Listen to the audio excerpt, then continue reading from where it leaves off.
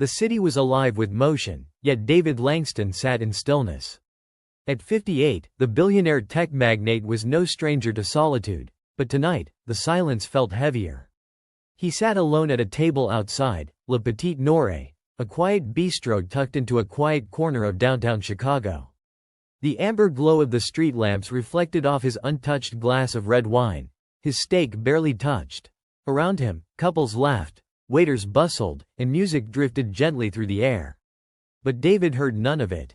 He stared blankly ahead, lost in thoughts he didn't dare voice aloud. About Elaine, the woman he'd lost to cancer just 11 months ago, and the child they'd never had. His fortune, his reputation, his empire. None of it eased the ache in his chest. Just as he reached for his napkin, intending to signal the waiter to wrap up his meal, a quiet voice interrupted him. "Excuse me, sir." He looked up, startled. A young woman stood just beyond the glow of the overhead lamp, holding a small bundled infant close to her chest. Her coat was threadbare, her cheeks windburned, and her eyes, tired but steady, met his with startling directness. "I'm sorry to bother you," she said, her voice firm despite the tremble, "but I saw you weren't finishing your meal. Would it be all right if I had your leftovers?" David blinked. In all his years, no one had ever asked him that. Not like this.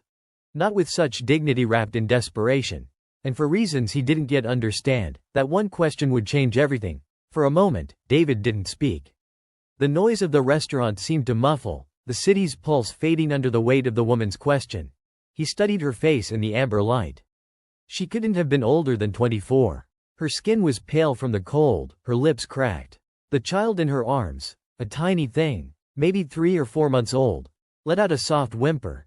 David had been approached for money before, on sidewalks, near parking garages, even at charity galas. But this felt different. She hadn't asked for cash. She hadn't told a sob story. She had only asked for what was right in front of her. A plate of half-eaten food. "Of course," David said, finally finding his voice. "Please, sit." The woman hesitated. "I don't want to disturb your evening. You already improved it," he replied gently. "Sit, please."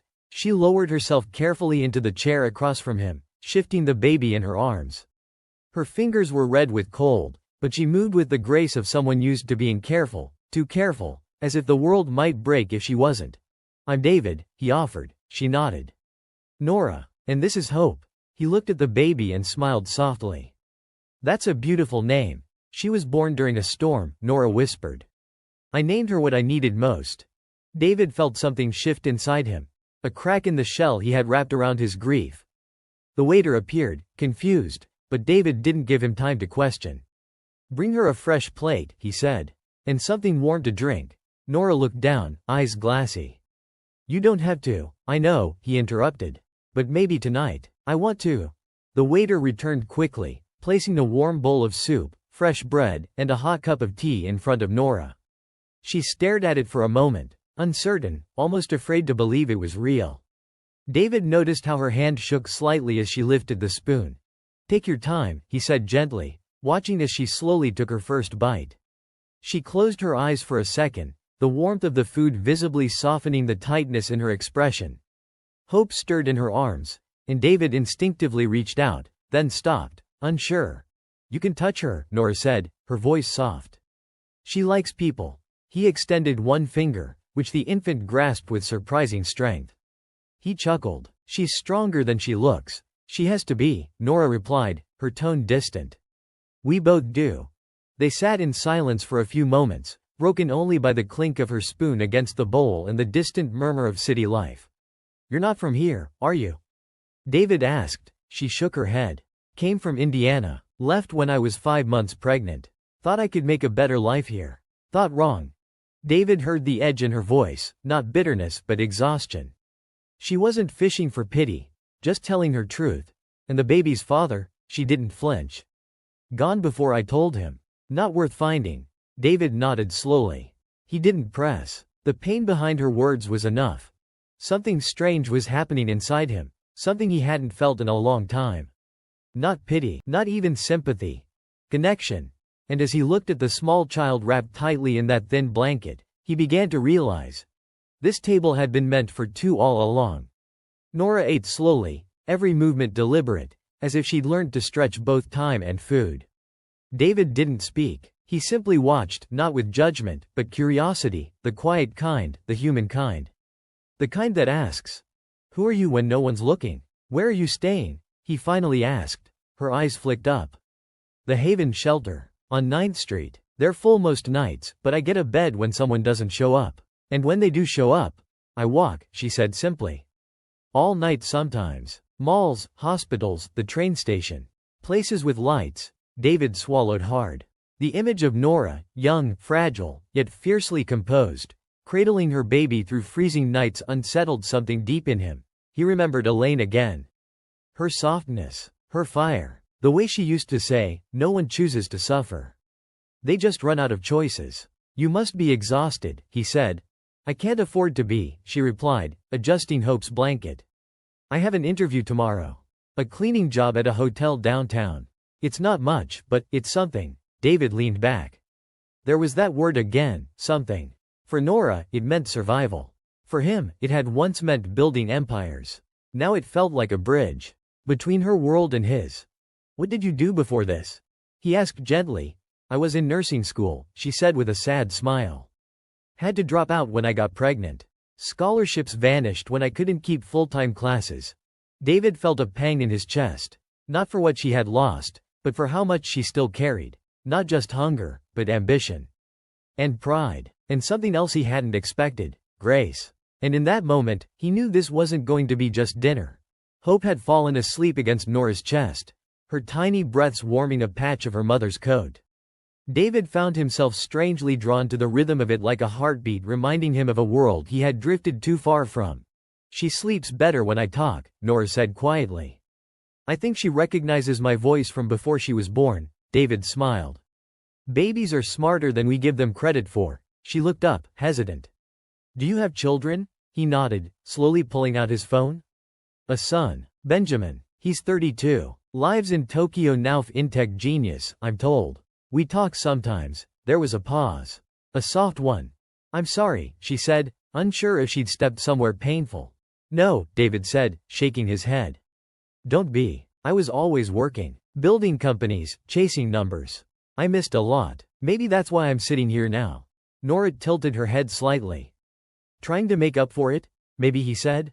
"Or maybe I just didn't expect someone to remind me of what mattered." She blinked, surprised. "Me?" David nodded. "You carry yourself like someone who's lost things but never dropped who she is." It was the kindest thing anyone had said to her in years. For a moment, the air between them wasn't heavy with circumstance, it was charged with something else entirely. A rare understanding. "You said your daughter's name is Hope," David said. "Why that name?" Nora smiled down at the sleeping infant. "Because I thought she'd save me." David looked at her, eyes softening. "Maybe she already has," he whispered. And just like that, the air shifted again. Not with magic, not with fate, but with possibility.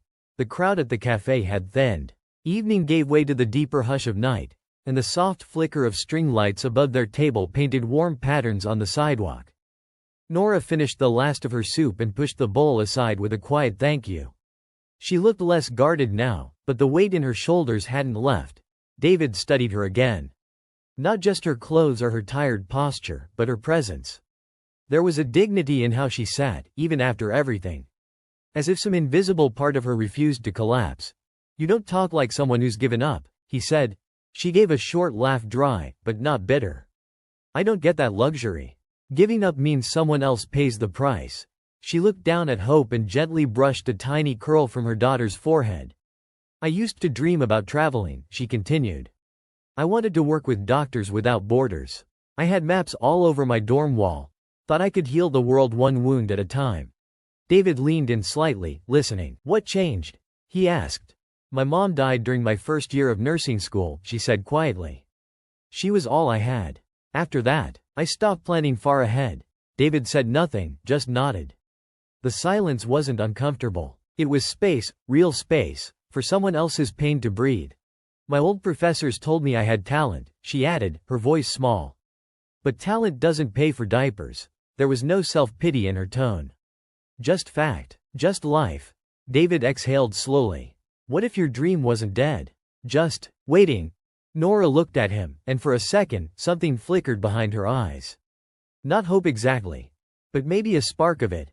The night had deepened into a cool hush, and the city lights reflected off nearby windows like soft constellations. Hope stirred but didn't wake, her tiny hand wrapped tightly around her mother's shirt. David glanced at the time, then back at Nora. He didn't want to leave, not because of guilt or obligation, but because something rare had happened tonight. Something honest. He reached into the inner pocket of his coat and pulled out a small cream-colored card. On the back, he scribbled a name and number with a silver pen. "This," he said, sliding it across the table, "is the number for a woman named Helen Martinez. She runs the community outreach program at the Harrison Foundation." Nora looked down at the card, confused. "I don't understand." David leaned forward, speaking gently. "We fund transitional housing, childcare vouchers, job placement help. It's for people like you. People who've fallen hard, but not broken." Nora's eyes welled up before she could stop them. "I didn't ask for anything," she whispered. "I know," David said. "And that's why I'm offering it. Not as charity. As a door. One you can walk through if you want." She stared at the card for a long moment, then carefully tucked it into her coat pocket like it was something fragile. "Sacred. Why me?" she asked. David hesitated. The question was fair, maybe impossible to answer. "Because someone did it for me once," he finally said. "Long ago. A man I barely knew gave me a job when I had nothing but potential and a lot of failure.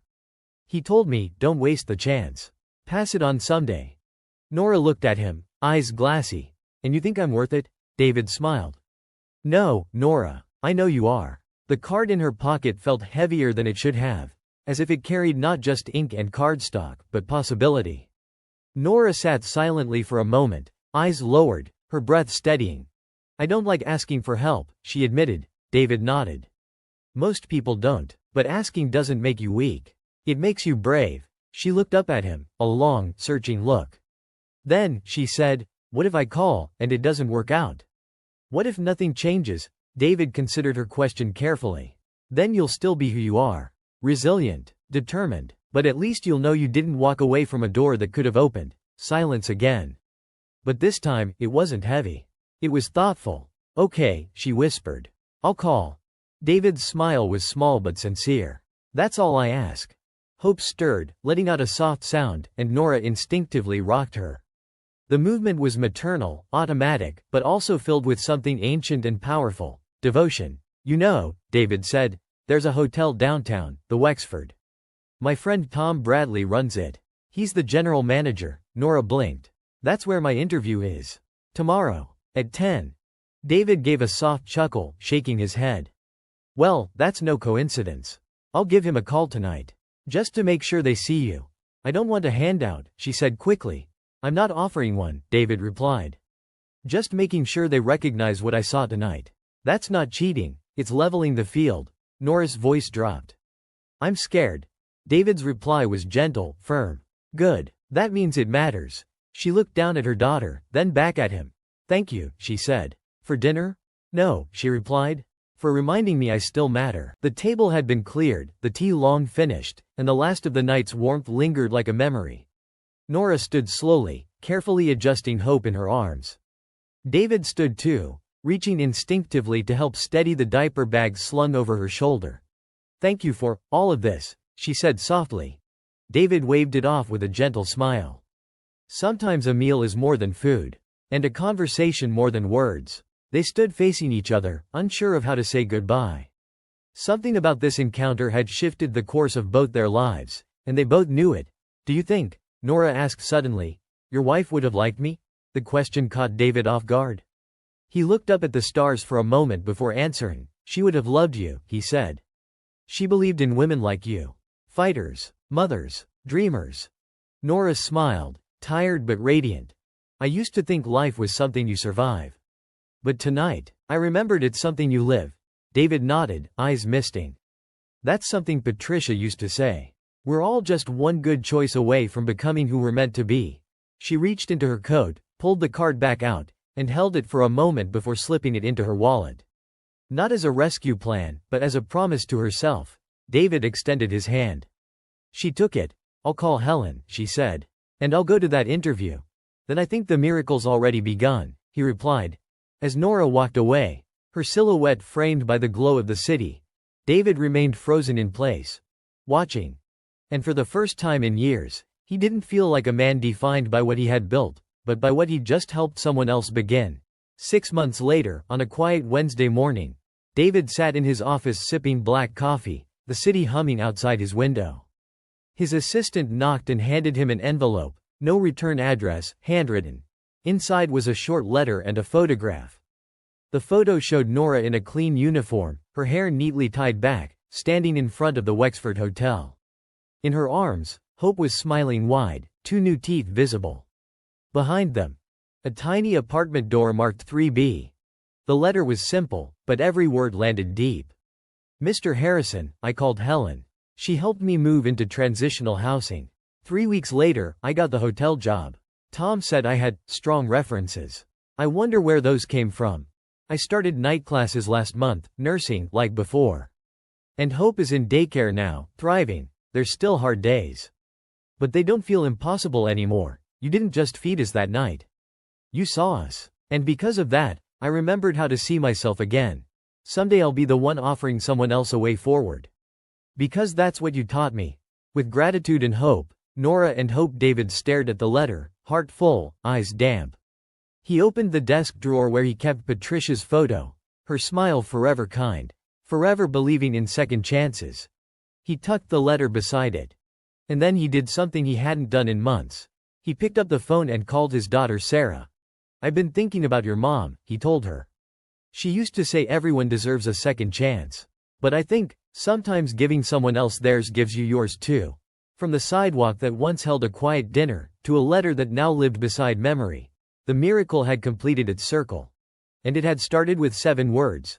May I have your leftovers, sir?